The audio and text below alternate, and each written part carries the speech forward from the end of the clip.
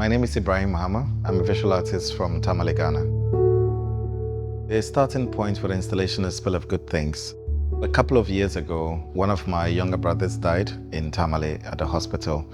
The MRI scan that was at the hospital had been damaged for more than 15 years or so, and they couldn't diagnose him because of that, and then he died.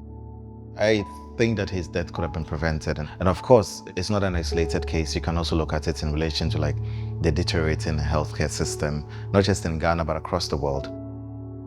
As an artist, I've always been very much interested in collecting objects. Most of the objects I collect are mostly associated with death. And in Tamale, there is a place called Bunkurayile in our local language, Dagbani. And it means the house of old things. So I was going there collecting these things and I chanced upon the beds. These beds were used in the Tamale Teaching Hospital mostly.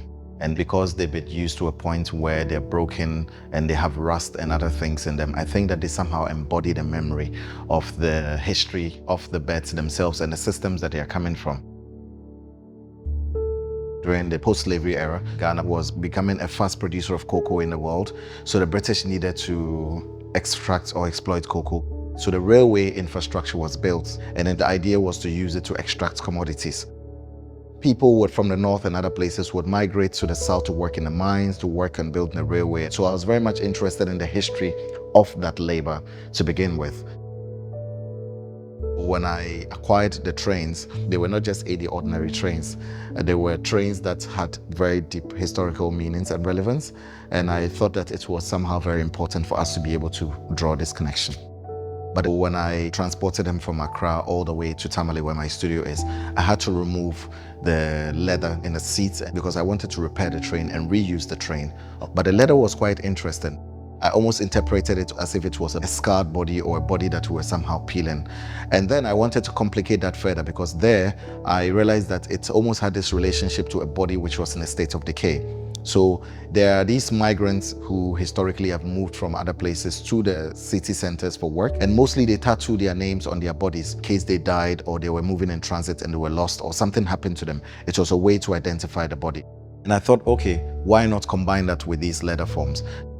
I think that the names are important to me because a lot of people die all the time in hospitals due to negligence or due to the lack of supporting infrastructure within these hospitals. And I was trying to link that up to these historical conditions from the period of slavery to the idea of using forced labor in order to be able to build these extractive systems and all. Some of the names are also coming from colonial maps, which I collected.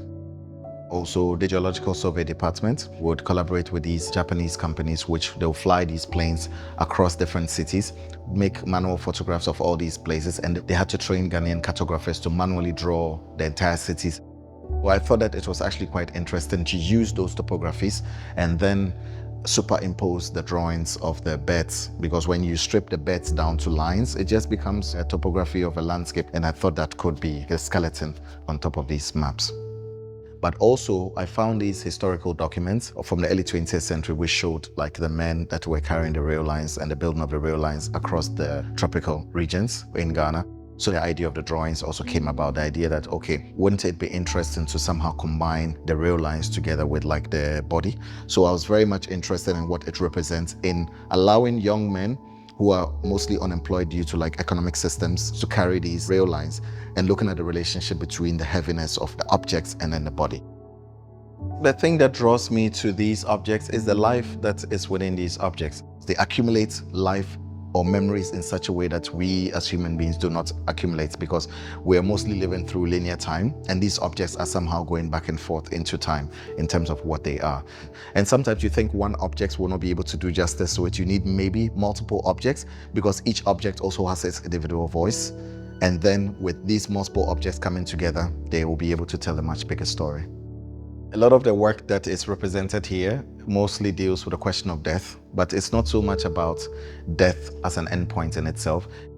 It's more or less about us looking at the conditions of humanity as it is now, but also going beyond humanity, because in my work, I'm more interested in the life of humanity through objects. So if we can somehow pay attention more to the world that we live in and the objects that we produce, the objects that we possess, and also what they symbolize, with the memories that they come with and how they themselves speak to us, then maybe we'll make another step in terms of our own relationships on this planet.